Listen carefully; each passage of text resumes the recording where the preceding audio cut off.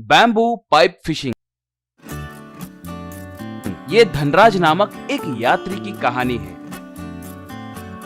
वो हर हफ्ते एक एक गांव को जाकर वहां रहकर उस गांव के समस्याओं को परिष्कार करता था। धनराज के पास एक घोड़ा हुआ करता था।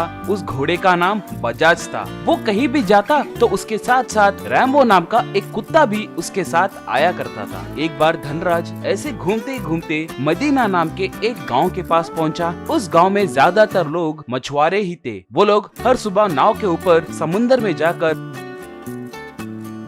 वहाँ मछलियाँ पकड़कर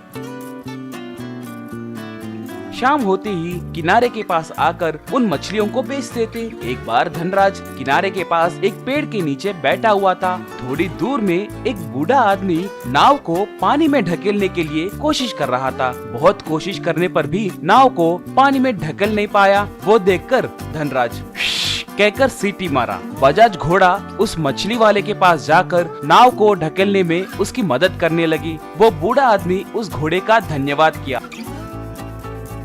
ऐसे हरदम के जैसे ही बजाज उसकी मदद करने लगी। तभी एक पहलवान आकर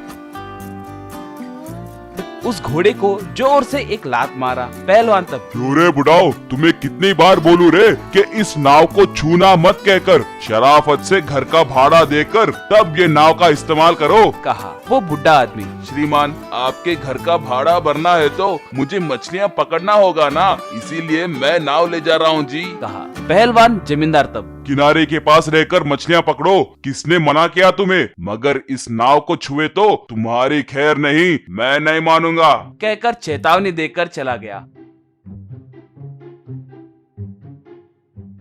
ये बात पता करके धनराज उस बुढ़े आदमी के पास आकर, दादाजी मुझे आपकी स्थिति समझ आई है। आप बिना नाव के मछलियाँ पकड़ नहीं सकते। मछलियाँ नहीं पकड़े तो आप जी नहीं सकते। मछलियाँ पकड़ने के लिए आपको एक नाव चाहिए, बस उतना ही ना, कहा। तब बुढ़ा आदमी, हाँ बेटा, कहा।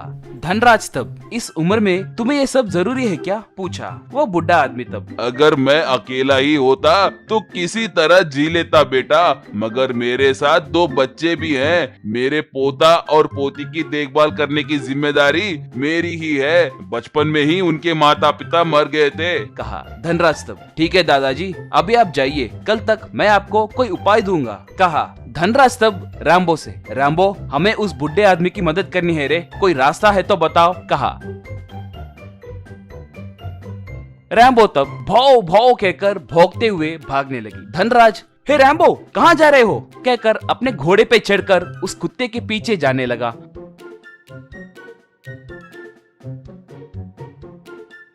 वो कुत्ता ऐसे भागते भागते जंगल में जाकर बांस के पेड़ों के पास रुकी।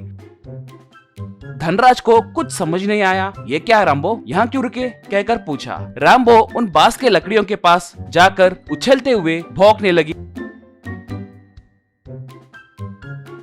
धनराज को सब समझ आ गया। धनराज, रैम्बो क्या मस्त आइडिया है रे तुम्हारा, कहकर उन बांस को काटकर उन्हें किनारे के पास लाकर वहां एक खड्डा खोदकर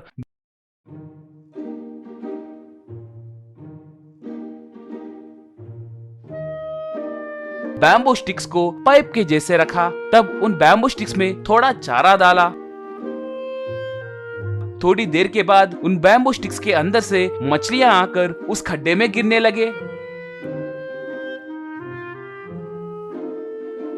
ऐसे सुबह तक उस खड्डे में बहुत सारे मछलियां गिरे। उसी समय वो बुढ़ा मछुआरा वहां आकर देखा कि उसमें बहुत सारे मछलियां थी।